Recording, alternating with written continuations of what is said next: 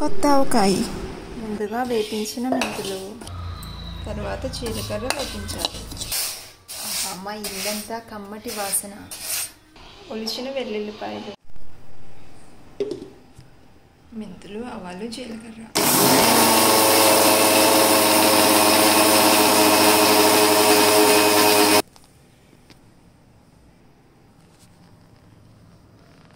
ఈ మిశ్రమం ఘుమఘుమలు, భలే మంచి వాసన. ఆవకాయ ముక్కల్ని కాసేపు ఎండలో పెట్టుకోవాలి. వెల్లుల్లిపాయలు, తర్వాత ఆవాలు, జీలకర్ర, మెంతులు చేసిన పొడి, తర్వాత ఉప్పు, కారం ఒక బేషన్లో వేసి కలుపుకోవాలి. ఎండలో కాసేపు ఎండబెట్టి తెచ్చిన ఆవకాయ ముక్కలు.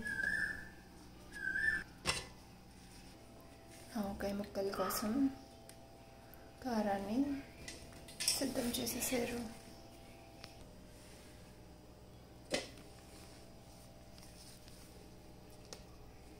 ఆవకాయలు నిల్వ భద్రపరుచుకునే జాడి.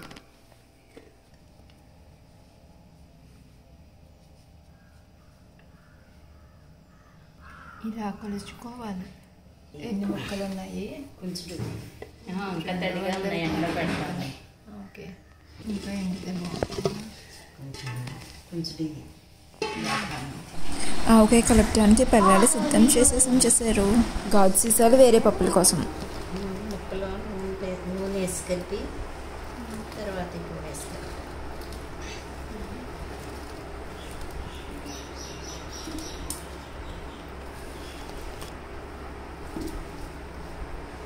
ఆవకాయ ఎంతో రుచి.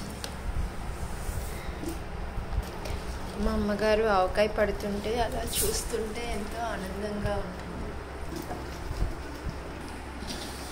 ఆవకాయ అయిపోయింది. కొత్తపల్లి కొబ్బరి ఆవకాయ. ఇది వరకు కొంచెం ముక్కలకి 2 కేజీలు నూనె, వెల్లుల్లి ఒలిసిన రేట్లు, అరసాళ్ళు కొసల తుక్కు అవి మిక్స్ చేసి పచ్చ కలుపుతాం.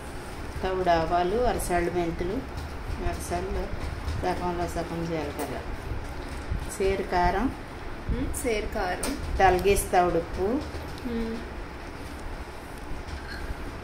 మెంతులు, అరసాళ్ళు, జీలకర్ర కొంచెం ఆ 2 వేపించి తర్వాత ఆవాలు, తవుడు ఆవాలు వేసి మిక్స్ చేసి మెత్తగా ఉప్పు, కారం, ఉప్పు తలిగిస్తాడు. ఈ నూనె పోసి ఆవకాయ ముక్కల్లో కలిపేసి జాడీలో మూడవ రోజున కలిపి అప్పుడు చేసాల్లో పెట్టుకుని ఫ్రిడ్జ్లో, ఇది వరకంటే జాడీలోనే ఉంచేసుకునేవాళ్ళు. ఇప్పుడు ఫ్రిడ్జ్లో వచ్చాక ఫ్రిడ్జ్లో దాచుకుంటే సంవత్సరం ఉన్న కొత్త ఆవకాయలా ఉంటుంది. ఆవకాయ పడితే ఒక పండగలా ఉంటుంది.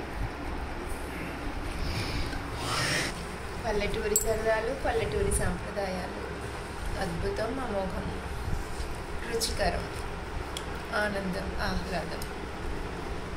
బుడ్డి కార్తికేయ. అమ్మమ్మ ఒకేసారి ఇష్టం నాకు. ఆకరణ అమ్మ చేతి గోరు ముద్ద మధురం.